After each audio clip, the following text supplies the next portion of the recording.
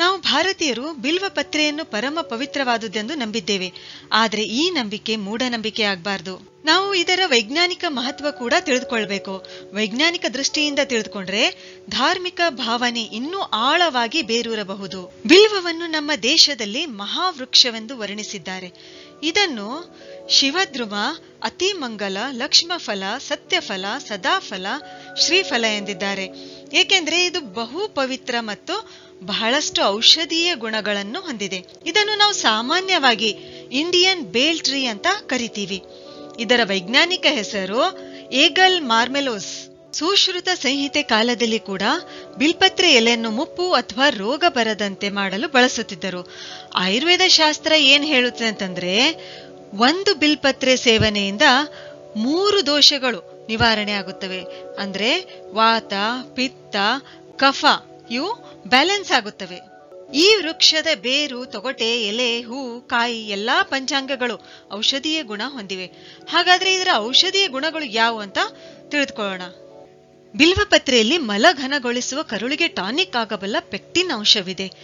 ಕಾಯಿಯಲ್ಲಿ ಟ್ಯಾನಿನ್ ಅಂಶ ಹೇರಳವಾಗಿರುತ್ತದೆ. ಚಿಗುರೆಲೆಗಳಲ್ಲಿ ನಾರ್ ಎಡ್ರನಲಿನ್ ಎಂಬ ಅಪರೂಪದ ಹಾರ್ಮೋನ್ ಅಂಶ ಕೂಡ ಪತ್ತೆಯಾಗಿದೆ. ಬಿಲ್ವಪತ್ರೆಯು ಒಂದು ಬಲವರ್ಧಕ ಟಾನಿಕ್. ಉಷ್ಣ ಗುಣವಿದ್ದರೂ ಎಂಥದ್ದೇ ಭೇದಿ ನಿಲ್ಲಿಸುವಂಥದ್ದು. ಮೈಬಾವು, ಸಂದು ಕೀಲು ನೋವು ನಿವಾರಿಸುತ್ತದೆ, ಜ್ವರ ನಿವಾರಿಸುತ್ತದೆ. ಹೂ ಬಳಸಿ ಭೇದಿ, ವಾಂತಿ, ಅತಿ ಬಾಯಾರಿಕೆಯನ್ನ ಪರಿಹರಿಸಬಹುದು. ಬೀಜದ ಪುಡಿಯನ್ನು ಅಲ್ಪ ಪ್ರಮಾಣದಲ್ಲಿ ಕೊಟ್ಟರೂ ಅದು ವಿರೇಚಕ ಭೇದಿ ಮಾಡಿಸುತ್ತದೆ. ಮಧುಮೇಹ, ಕಿವಿನೋವು, ವಾಂತಿ, ಕಾಮಾಲೆ, ಮೂಲವ್ಯಾಧಿ, ಜ್ವರದಲ್ಲಿ ಬಿಲ್ವಪತ್ರೆ ಬಳಕೆಯಿಂದ ವಿಶೇಷ ಲಾಭ ಸಿಗುತ್ತದೆ. ಮಧುಮೇಹ ಈ ಸಮಸ್ಯೆ ಇದ್ದಾಗ ಪ್ರತಿನಿತ್ಯ 10 ಬಿಲ್ವಪತ್ರೆ ಎಲೆಗಳನ್ನು ತಿನ್ನುತ್ತಾ ಬಂದ್ರೆ ಇನ್ಸುಲಿನ್ ಪ್ರಮಾಣ ಹೆಚ್ಚಾಗುತ್ತದೆ. ಇದು ಸಕ್ಕರೆಯನ್ನು ಡೈಜೆಸ್ಟ್ ಮಾಡಲು ಅಗತ್ಯ. ಆದ್ದರಿಂದ ಪ್ರತಿನಿತ್ಯ ಬಿಲ್ವಪತ್ರೆ ಸೇವನೆಯಿಂದ ಮಧುಮೇಹವು ಸಂಪೂರ್ಣ ಕಂಟ್ರೋಲ್ನಲ್ಲಿರುತ್ತದೆ. ನಾವು ಬಿಲ್ವಪತ್ರೆಯ ರಸ ಕೂಡ ಕುಡಿಬಹುದು. ಹೆಚ್ಚಂದ್ರೆ 4 ಟೀ ಸ್ಪೂನ್ ಅಷ್ಟು ರಸವನ್ನು ನಾವು ಕುಡಿಬೇಕಿಲ್ಲಿ. ಮನುಷ್ಯನ ಶರೀರದಿಂದ ದುರ್ಗಂಧದ ಬೆವರು ಬರುತ್ತಿದ್ದರೆ ಬಿಲ್ಪತ್ರೆಯ ರಸವನ್ನು ಸ್ನಾನದ ಸಮಯದಲ್ಲಿ ಶರೀರಕ್ಕೆ ಹಚ್ಚೋದ್ರಿಂದ ದುರ್ಗಂಧ ನಿಲ್ಲುತ್ತದೆ. ಇಲ್ಲಿ ನಾವು ಪೂಜೆಗೆ ಬಳಸಿದ ಬಿಲ್ವಪತ್ರೆ ಪೂಜೆಯಾದ ನಂತರ ಅದನ್ನು ನೆರಳಿನಲ್ಲಿ ಒಣಗಿಸಿ ಪುಡಿ ಮಾಡಿ ಸ್ನಾನಕ್ಕೆ ಬಳಸಬಹುದು. ಬಿಲ್ವ ಮರದ ಬೇರಿನ ತೊಗಟೆ ಅಥವಾ ಕಾಂಡದ ತೊಗಟೆಯಿಂದ ತಯಾರಿಸಿದ ಕಷಾಯ ಜ್ವರವನ್ನು ಶಮನಗೊಳಿಸುತ್ತದೆ. ತೀವ್ರ ನೋವು ಇರುವ ಮೂಲವ್ಯಾಧಿಯ ಅಂಕುರಗಳಿಗೆ ಬಿಲ್ವಪತ್ರೆಯ ಬೇರಿನ ಕಷಾಯ ಮಾಡಿ ಟಬ್ಗೆ ಬಿಸಿ ನೀರು ಹಾಕಿ ಕಷಾಯ ಬೆರೆಸಿ ಈ ನೀರಿನಲ್ಲಿ 10 ರಿಂದ 15 ನಿಮಿಷ ಕುಳಿತುಕೊಂಡ್ರೆ ನೋವು ಕಡಿಮೆ ಆಗುತ್ತದೆ. ಸಣ್ಣ ವಯಸ್ಸಿನಲ್ಲಿ ಬಿಳಿ ಕೂದಲು ಆಗಲು ಪ್ರಾರಂಭಿಸಿದರೆ ಬಿಲ್ವಪತ್ರೆಯ ರಸವನ್ನು ತಲೆಗೆ ಹಚ್ಚುತ್ತಾ ಬಂದರೆ ಬಿಳಿ ಕೂದಲು ಆಗುವುದನ್ನು ತಡೆಗಟ್ಟಬಹುದು. ಇನ್ನು ಕಿವಿಯ ಸಮಸ್ಯೆಗೆ ನಾವು ಇದನ್ನ ಯಾವ ರೀತಿ ಬಳಸಬಹುದು? ಬಿಲ್ವದ ಕಾಯಿಯ ತಿರುಳನ್ನು ಗೋಮೂತ್ರದಲ್ಲಿ ಚೆನ್ನಾಗಿ ಅರೆದು ಅದರ ಜೊತೆ ಎಳ್ಳೆಣ್ಣೆಯನ್ನು ಹಾಕಿ ಮಂದಾಗ್ನಿಯಲ್ಲಿ ಕುದಿಸಬೇಕು. ಇಲ್ಲಿ ರಸದ ಅಂಶ ಹೋಗಿ ಕೇವಲ ಎಣ್ಣೆಯು ಉಳಿಯುವವರೆಗೂ ನಾವೇನ್ ಮಾಡ್ಬೇಕು, ಇದನ್ನ ಕಾಯಿಸ್ಬೇಕು. ಆಮೇಲೆ ಇದನ್ನ ಶೋಧಿಸಿ ತೆಗೆದಿಟ್ಕೊಳ್ಬೇಕು. ಇದನ್ನು ಕಿವಿಗೆ 2 ಹನಿ ಹಾಕುತ್ತಾ ಬಂದ್ರೆ ಕಿವಿಯ ಸಮಸ್ಯೆಗಳು ಪರಿಹಾರವಾಗುತ್ತವೆ. ಈ ಎಣ್ಣೆಯು ಬಿಲ್ವ ತೈಲ ಹೆಸರಿನಲ್ಲಿ ಆಯುರ್ವೇದ ಅಂಗಡಿಗಳಲ್ಲಿ ಕೂಡ ಲಭ್ಯವಿದೆ.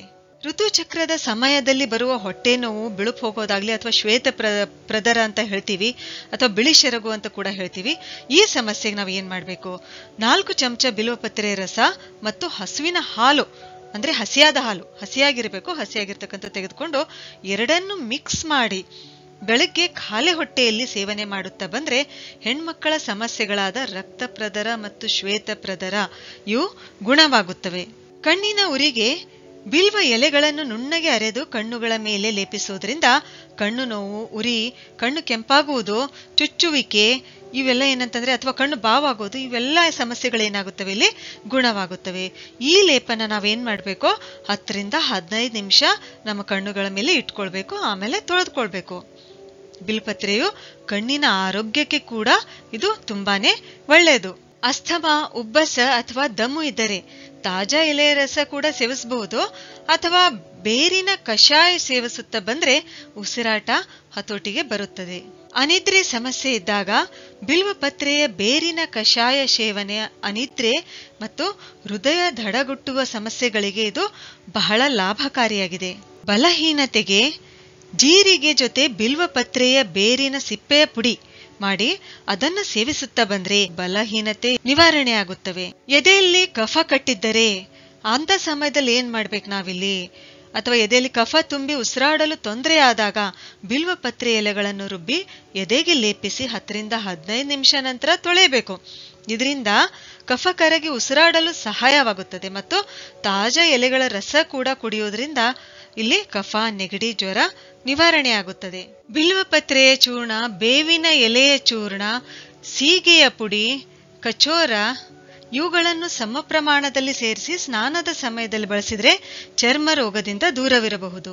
ಬಿಲ್ವಪತ್ರೆಯ ಗಿಡದ ದಪ್ಪದಾದ ಕಡ್ಡಿಯನ್ನು ನೀರಿನಲ್ಲಿ ತೆಗೆದು ಈ ಗಂಧವನ್ನು ಹುಣ್ಣುಗಳ ಮೇಲೆ ಹಚ್ಚೋದ್ರಿಂದ ಕುರು ಮತ್ತು ಹುಣ್ಣುಗಳು ಗುಣವಾಗುತ್ತವೆ. ಬಿಲ್ವ ಫಲದ ತಿರುಳನ್ನು 4 ಬಟ್ಲು ನೀರಿಗೆ ಹಾಕಿ ಚೆನ್ನಾಗಿ ಕಿವುಚಿ ಸ್ಫಟಿಕದ ಹರಳನ್ನು ಪುಡಿ ಮಾಡಿ ಅದಕ್ಕೆ ಹಾಕಿ ಚೆನ್ನಾಗಿ ಕುದಿಸಬೇಕು. ನಂತರ ಶೋಧಿಸಿ ಆ ನೀರನ್ನು ಚೆನ್ನಾಗಿ ಬಾಯಿ ಮುಕ್ಕಳಿಸಬೇಕು. ಈ ರೀತಿ 4 ರಿಂದ 5 ಬಾರಿ ಮಾಡೋದ್ರಿಂದ ಹಲ್ಲು ನೋವು, ಒಸಡು ನೋವು, ಊತ ಎಲ್ಲ ಕಡಿಮೆ ಆಗುತ್ತದೆ. 1 ಟೀ ಚಮಚ ಬಿಲ್ವಪತ್ರದ ರಸವನ್ನು ಅಷ್ಟೇ ಪ್ರಮಾಣದ ಜೇನುತುಪ್ಪದೊಂದಿಗೆ ಸೇರಿಸುತ್ತಿದ್ದರೆ ಅರಿಶಿಣ ಕಾಮಾಲೆ ರೋಗ ಗುಣವಾಗುತ್ತದೆ. 1 ವಾರದವರೆಗೆ ನಾವು ಈ ರೀತಿಯಾಗಿ ಸೇವಿಸಬಹುದು. ಬಿಲ್ವದ ಕಾಯಿಯನ್ನು ಒಡೆದು ಅದರ ತಿರುಳನ್ನು ತುರಿದು ಅದಕ್ಕೆ ಶುಂಠಿ ಪುಡಿಯನ್ನು ಬೆರೆಸಿ ಮಜ್ಜಿಗೆಯ ಜೊತೆ ಸೇವಿಸಿದ್ರೆ ಅತಿಸಾರ ಅಥವಾ ಡಯರಿಯಾ ಅಂತ ಏನ್ ಹೇಳ್ತೀವಲ್ಲ ಅದು ಕೂಡ ಗುಣವಾಗುತ್ತದೆ. ಬಹುಕಾಲದಿಂದ ನರಳುತ್ತಿರುವ ಉದರ ರೋಗದ ನಿವಾರಣೆಗಾಗಿ ಕೂಡ ಬಿಲ್ವಪತ್ರೆಯ ಹಣ್ಣಿನ ಮೊರಬ್ಬ ಅದು ಕೂಡ ಏನಂತಂದ್ರೆ ಇಲ್ಲಿ ತುಂಬಾನೇ ಉಪಯುಕ್ತವಾಗಿದೆ. ಇನ್ನು ಒಬೆಸಿಟಿ ಮತ್ತು ಹೈ ಕೊಲೆಸ್ಟ್ರಾಲ್ ಇದ್ದಾಗ ಇವಕ್ಕೆಲ್ಲ ಏನಂತಂದ್ರೆ ಬಿಲ್ವಪತ್ರೆ ಸೇವನೆಯಿಂದ ಇವುಗಳನ್ನು ನಾವು ಕಂಟ್ರೋಲ್ ನಲ್ಲಿ ಇಡಬಹುದು. ಒಬೆಸಿಟಿ ಕೂಡ ನಾವೇನ್ ಮಾಡಬಹುದು, ಇಲ್ಲಿ ಕಡಿಮೆ ಮಾಡ್ಕೊಳ್ಬಹುದು. ಇನ್ನು ಹೈ ಬಿಪಿ, ಹೆಚ್ಚಿನ ಬ್ಲಡ್ ಪ್ರೆಷರ್ ಅಥವಾ ಹೆಚ್ಚಿನ ರಕ್ತದೊತ್ತಡ ಇದು ಕೂಡ ಬಿಲ್ವಪತ್ರೆ ಸೇವನೆಯಿಂದ ನಾವು ಕಂಟ್ರೋಲ್ ನಲ್ಲಿ ಇಡಬಹುದು. ಖಿನ್ನತೆಯಿಂದ ಹೊರಬರಲು ಅಥವಾ ಡಿಪ್ರೆಷನ್ ನಿಂದ ಹೊರಬರಲು ಇಲ್ಲಿ ಬಿಲ್ವಪತ್ರೆಯ ಸೇವನೆ ಅಥವಾ ಅದರ ಕಷಾಯದ ಸೇವನೆ ಕೂಡ ತುಂಬಾನೇ ಉಪಯುಕ್ತವಾಗಿದೆ. ಹೀಗೆ ಈ ಪವಿತ್ರವಾದ ಬಿಲ್ಪತ್ರೆಯಿಂದ ನಾವು ಬರೀ ದೈಹಿಕವಾಗಿ ಅಷ್ಟೇ ಅಲ್ಲ, ಮಾನಸಿಕವಾಗಿ, ಆಧ್ಯಾತ್ಮಿಕವಾಗಿ ಆರೋಗ್ಯವಂತರಾಗುತ್ತೇವೆ. ಸರಿ, ಹಾಗಾದ್ರೆ ಮುಂದಿನ ವಿಡಿಯೋದಲ್ಲಿ ಮತ್ತೊಂದು ಉಪಯುಕ್ತವಾದ ಮಾಹಿತಿಯೊಂದಿಗೆ ಭೇಟಿಯಾಗೋಣ. ಧನ್ಯವಾದಗಳು.